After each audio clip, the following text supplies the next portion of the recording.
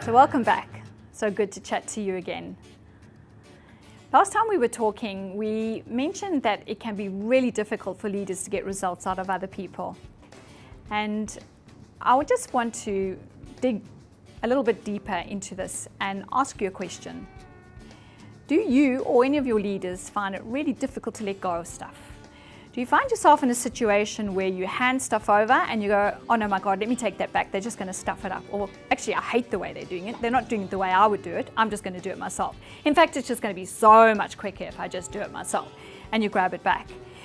And what ends up happening is that we have to keep on demonstrating, teaching, handing the task over, take it back, hand it over again, take it back, and this person just never gets up and takes ownership or responsibility, and we're the ones left sitting behind in the office doing all the work because we don't have anyone trained up or empowered to do the work that we need them to do.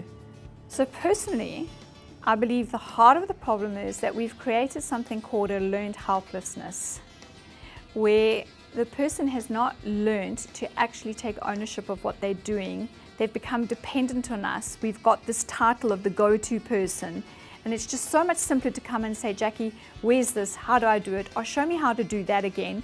And so we're constantly trapped in the cycle of showing again, training again, doing again, instead of this person just being able to take ownership. And if that's resonating with you in any shape or form, I'd love to invite you to my program number 5, which is results-based leadership, creating critical thinkers as opposed to simply doers. Okay, so my little nugget for you today that you can take away as of now and implement and get some great outcomes is one little lesson I learned many years ago, and I want to just share the story with you. So when my eldest son was in grade 1, his headmistress called me in and she said, Mrs. Perkins, your son is suffering from a disease called learned helplessness, and we think you've inflicted him with the disease. I was hugely offended. But when I got home and I had some time to reflect and get over my offended feeling, I decided to sit back and reflect on that. And not only did I realize that I actually was doing this in my parenting style, but I was actually doing it in my leadership style. So let me give you an example. I'd be sitting in my office and I would have someone pop in and say, hey Jackie, we've got this great presentation we've been asked to deliver to Ogilvy & Mather, one of the top advertising agencies in Johannesburg. We just need some help. And I'd say, oh, okay, hand it over. And next minute, I'd be doing it. And come 6 o'clock at night, they'd all be saying, cheerio, Jackie, have a great evening. And I'd be sitting in the office with fume coming out of my ears because I was the one stuck with this presentation.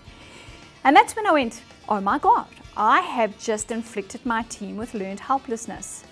So here's my little gem. I'm going to encourage you that every time someone comes to you and says, how do I do this? What do I do?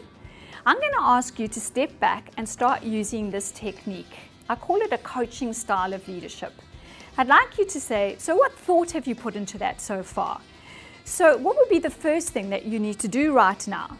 If I wasn't here, where would you get this information? How do you think you could get this information? What do you think would be a great thing to do right now? Or perhaps just even giving them some guidelines and say, go away, give it a crack, and once you've given it a crack, come back and share it with me. Is that going to take longer? Yeah, it's going to take longer, but I want you to keep this visual in your head. In the beginning, it's going to seem like putting this amount of time, effort, and energy into getting that result. But eventually, the pendulum will swing, and it will be about putting this time amount of energy into something to get that result. So if you're that person whose team continually comes to get them to sort things out, solve problems, you've become the go-to person, or potentially your team is doing rather than thinking or not taking ownership or responsibility, it might be that you need to have a difficult conversation with them.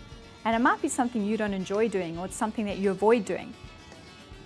So I'd really love to invite you to have a look at my program number 5, which is Start a Conversation That Matters. So until next time, be bold and be curious.